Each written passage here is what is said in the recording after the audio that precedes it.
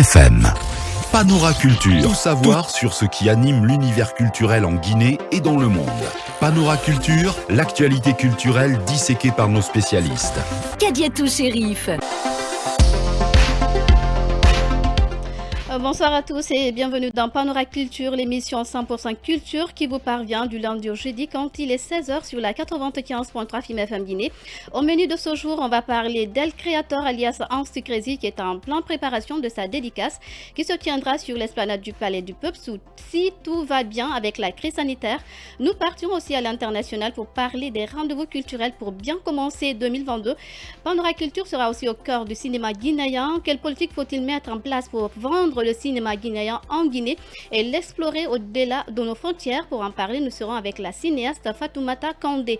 Avec moi dans ce studio pour en parler, j'ai Orbi. Bonsoir et bienvenue. Bonsoir Kadiatou Chérif, bonsoir à tout le monde. Bonsoir Binta. Bonsoir Chérif, bonsoir à tous. On a aussi notre invitée. Bonsoir Madame Kandé et bienvenue. Bonsoir, merci. Alors, avant de débattre avec vous du cinéma, on va partir avec la première rubrique intitulée Le pot culturel.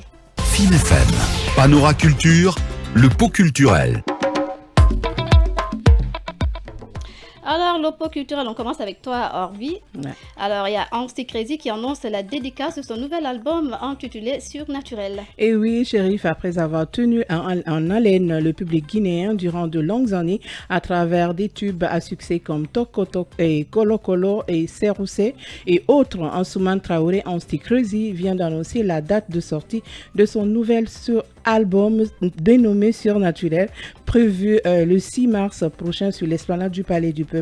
C'est en marge d'une conférence de presse tenue lundi dernier qu'il l'a fait savoir. Surnaturel est un album riche et varié, plein de créativité qui a été cuisiné entre l'Europe et l'Afrique sur une période de 2 ans.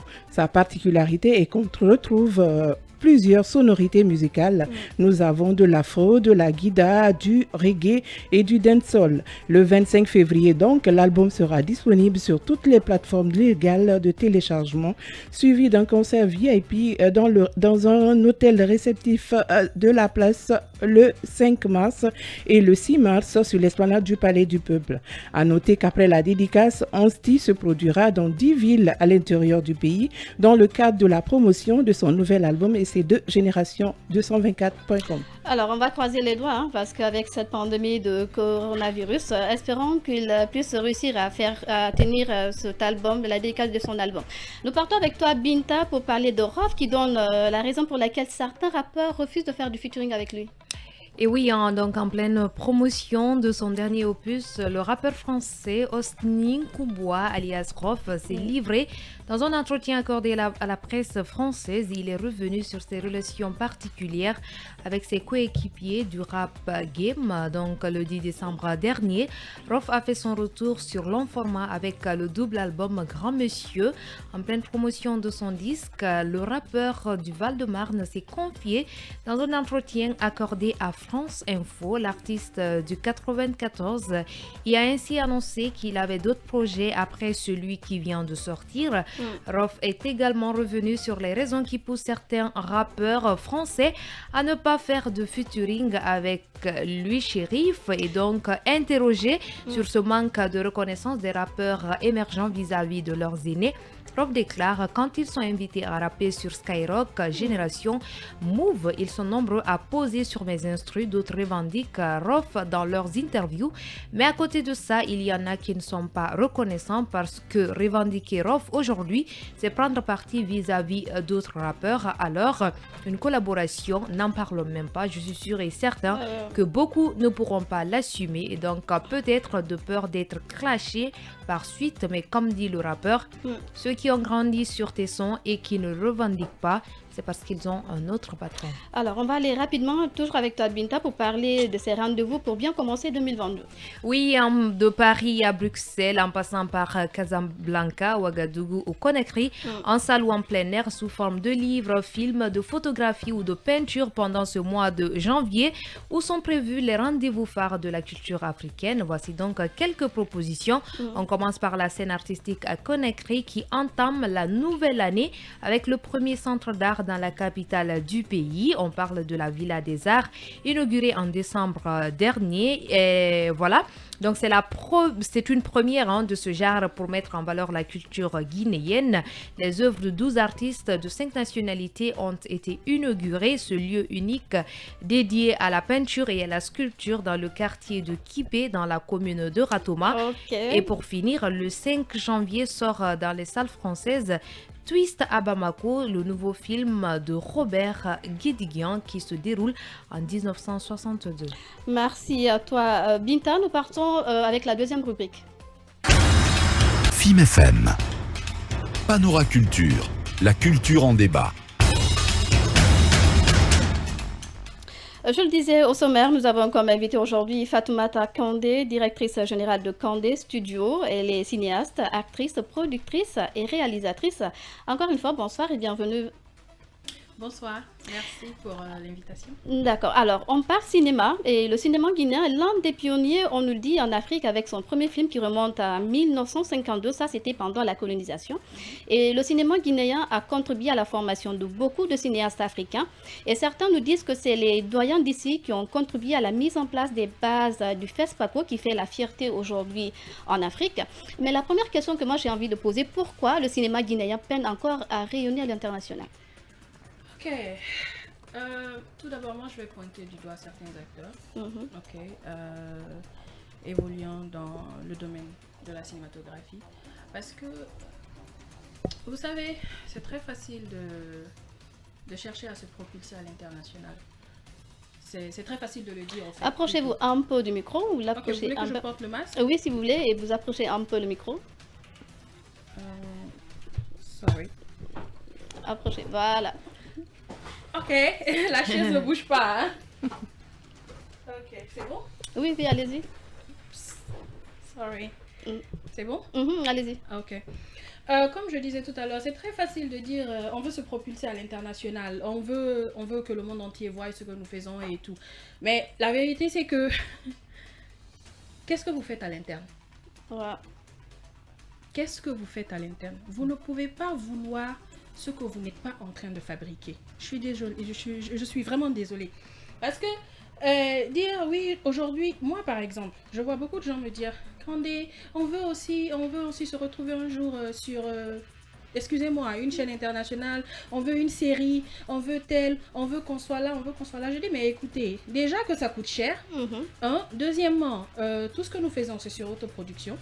Tous les producteurs guinéens aujourd'hui, la très grande majorité, tout ce qu'ils font, c'est sur autoproduction. Donc, déjà, aidez-nous déjà à conquérir le national, et puis ensuite, on parlera du national. Alors, vous avez une politique pour qu'on vous aide à conquérir le national? Oui, d'abord, moi, je vais m'adresser à la population, c'est-à-dire à l'audience. Je vais commencer par vous, parce que l'audience aujourd'hui est la chose dont, moi, personnellement, en tant que cinéaste, je pense que nous avons le plus besoin. Ok. Aujourd'hui, nous nous battons pour faire des contenus. Ok, nous n'avons pas d'assistance, nous ne sommes pas soutenus, nous n'avons personne. Mais déjà, le fait que nous prenons nous-mêmes notre argent et que nous mettons dans un produit, que ce produit-là soit d'abord consommé par cette population guinéenne, moi, c'est par ça que je vais commencer.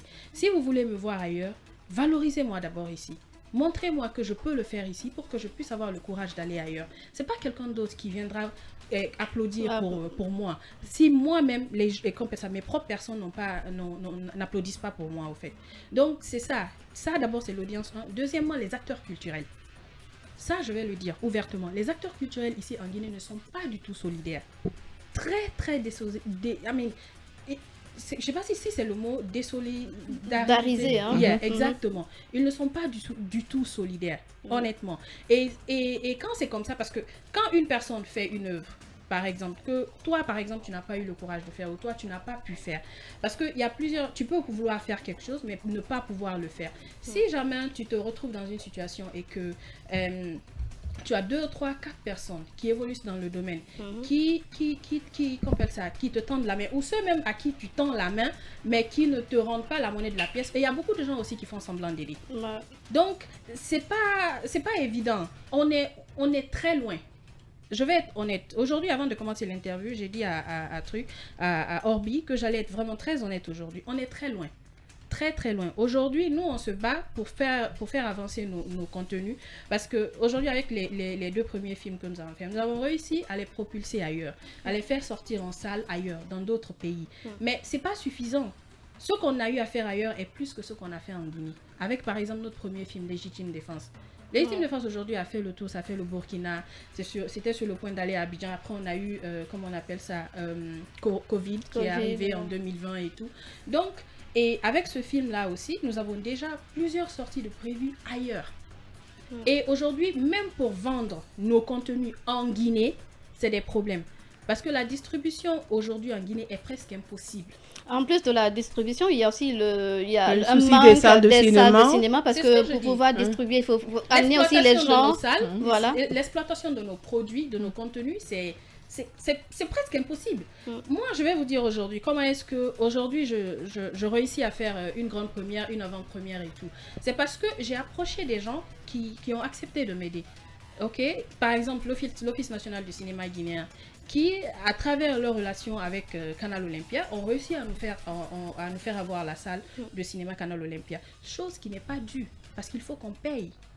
Il faut qu'on paye pour la location. Et Est-ce que cela expliquerait aussi le gros montant que vous fixez pour la rentrée? Parce qu'il y a beaucoup ceux qui C'est se pas plaignent un gros pour dire montant. que c'est l'accès difficile. Non. On parle de 100 000, 200 000. Déjà, je vous corrige. Bah, c'est la question quand même Oui, que mais beaucoup le disent, on se parce plaint que pour un Guinéen lambda Pour avec ce la dernière montant... fois, quand même, il y avait un film qui était affiché. Mais est-ce que je te disais, mais j'aimerais bien aller voir le film, mais quand on me dit d'abord l'accès, c'est 200 000 ou 150 000. Écoutez, Et vu que tu quittes loin pour venir jusqu'en ville regarder ce film, écoutez. Si moi je vous dis combien est-ce que j'ai investi dans le film, vous allez me dire ne le fais plus. ouais, là, je peux comprendre aussi. Vous allez me dire ne le fais plus. D'abord, je vais vous faire une confidence. Ce film que vous allez voir, je l'ai perdu à 2 reprises dans toute son intégralité. Ok. À 2 reprises, dans toute son intégralité. Quand je dis dans toute son intégralité, vous savez, ça veut dire, c'est-à-dire j'ai tourné le film, j'ai fini de tourner le film, je m'en vais, j'ai regardé les images, tout est bon, je m'en vais au montage, toutes les images sont erronées. Wow. Du début jusqu'à la fin. Donc, quand quelqu'un vient me dire que 200 000, c'est trop, je me demande, moi, à ma place, je fais quoi? Et je suis allée reprendre ce film avec tous mes acteurs, ils sont tous témoins, et j'ai refait les mêmes choses avec la grâce de mon équipe. Parce que en fait, eux, ils savent ce que j'ai traversé, ils savent ce que j'ai vécu. Ils sont revenus, certains sont revenus avec moi, ils n'ont demandé que le transport. Tu n'as pas besoin de me payer. Parce qu'on n'imagine même pas. Mais j'ai été obligée de payer tout. Là où partout où on tournait, il fallait que je paye, il fallait que j'assure la nourriture, il fallait que... Et on mangeait 3 fois par jour, parce que c'est la moindre des choses. Il faut que les gens soient à l'aise. Il faut que tout soit... C'est-à-dire tout le luxe, tout le truc, tout ce confort que vous avez vu là, on l'a repris 2 fois.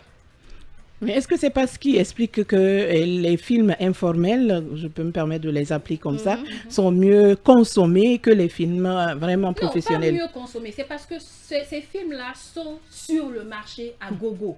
C'est ce qui est disponible. Imaginez pour faire un seul film comme le mien. Déjà que je dois faire un film avec une somme colossale et qu'après tu te retrouves... Ça, ce sont des trucs... Et même ces films informels-là, ils ont sûrement eu ce genre de problème 1 ou 2 fois. Mais imaginez avec un budget colossal que vous ayez ce problème-là à 2 reprises. Mais vous vous posez des questions. Il y a un moment, les gens me demandaient, mais le film sort quand? Mais moi, je savais les réalités que je traversais. Donc, quand les gens me disent que 200 000, c'est trop, ça me fait... Et puis, en plus, arrêtez. Il y a des... Vous faites des... C'est la Ça, je ne fais que remonter. Hein. Non, on ne fait que remonter en fait. Remonter l'information. Pourquoi? Parce qu'aujourd'hui, j'ai une plateforme, c'est comme ça on dit, hein, j'ai une plateforme D'échange qui est à grande écoute. Et là, je m'adresse non seulement à... C'est vrai, vous êtes là, vous me posez des questions, mais aussi à ces gens qui pensent que c'est coûteux. Mais on a vu des gens ici acheter des tickets à 1,5 million, 2 millions pour venir à un pour un spectacle. Pour un spectacle. C'est quand même... Et nous, d'abord, et on va vous dire quelque chose. Vous savez que les 200 000 qu'on vous demande, on ne rentabilise même pas sur l'événement, à plus forte raison sur le retour sur le film. Le retour de l'investissement sur le film. Je ne touche même pas ça. C'est pour ça qu'on dit un film, c'est un investissement à long terme. Parce que si je dois seulement me focaliser sur les 200 000, 100 000 que je demande, l'événement même. Aujourd'hui, tout à l'heure, on parlait sur la communication. Et je vais être honnête, à part Film FM, je n'ai pas vu, il n'y en a pas. Aucun média ne nous a soutenus. J'ai des amis qui aujourd'hui sont... J'ai même des amis qui sont à la tête des médias. Ils m'appellent, oh, ton film, ça sort quand? Oh, c'est comment? Ah, vraiment? Ah, non. Oh, tu ne nous as pas fait intervenir, nous, la presse. Toi, tu es un camarade à moi. Je t'ai assisté quand tu avais besoin d'aide. Je ne sais pas si vous comprenez. Oui, c'est une autre réalité de la Guinée. Que je dois venir encore voir les médias pour les dire, voici mon spot, voici tel, faites-moi passer ça. Je veux un partenariat. D'abord, on ne me répond pas.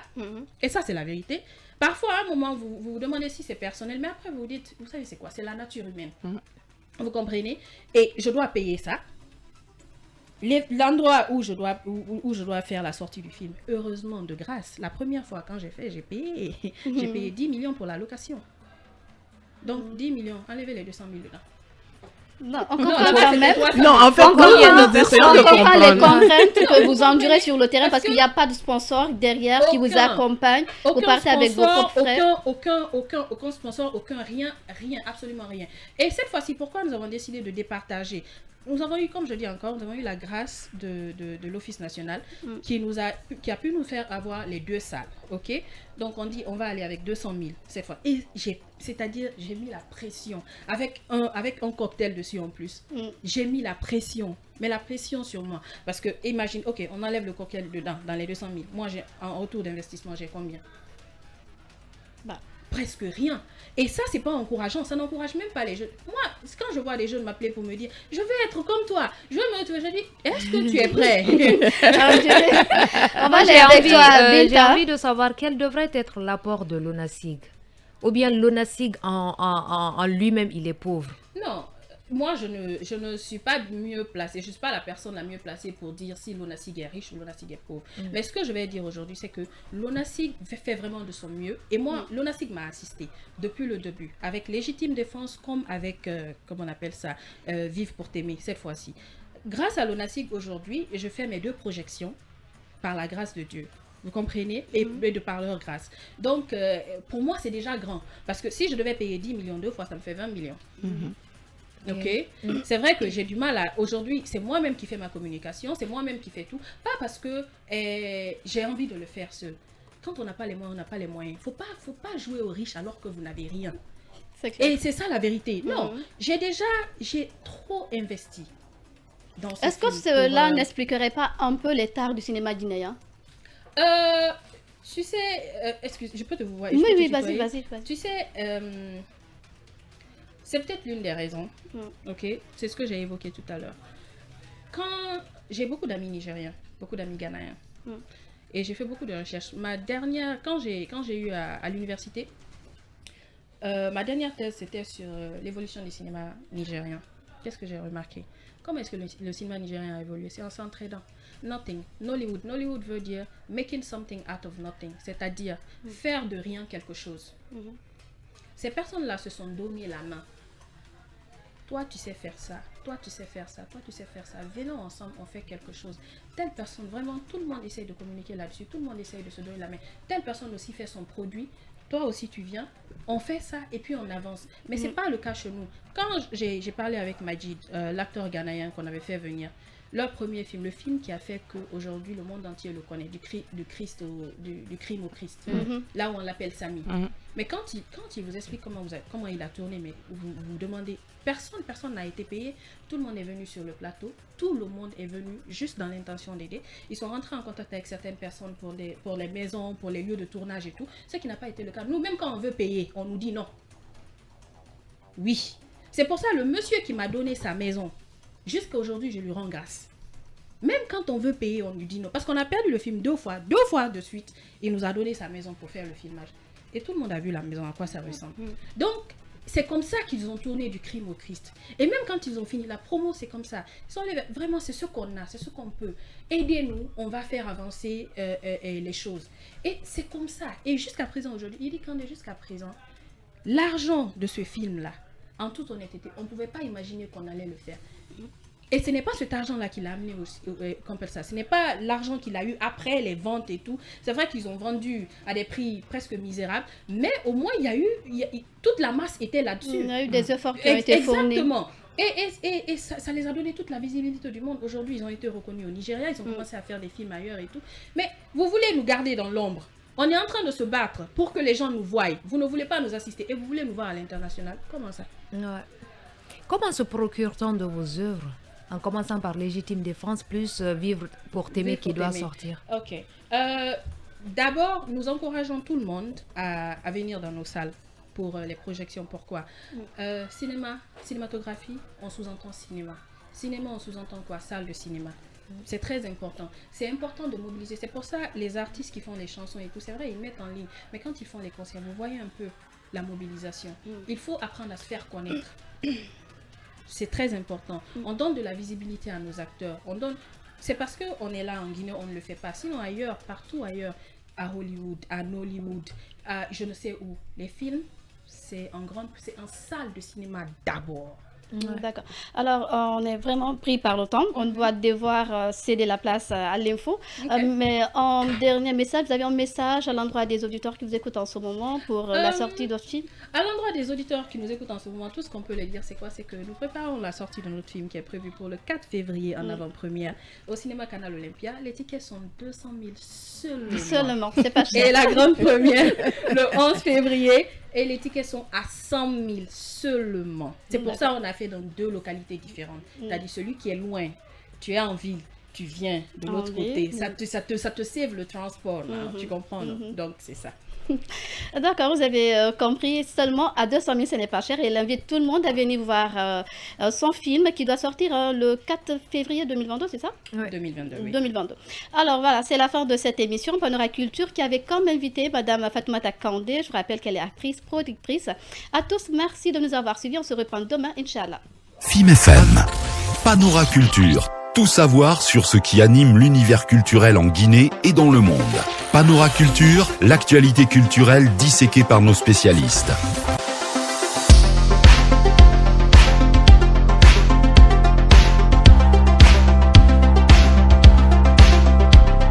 FIM FM, Panorama Culture.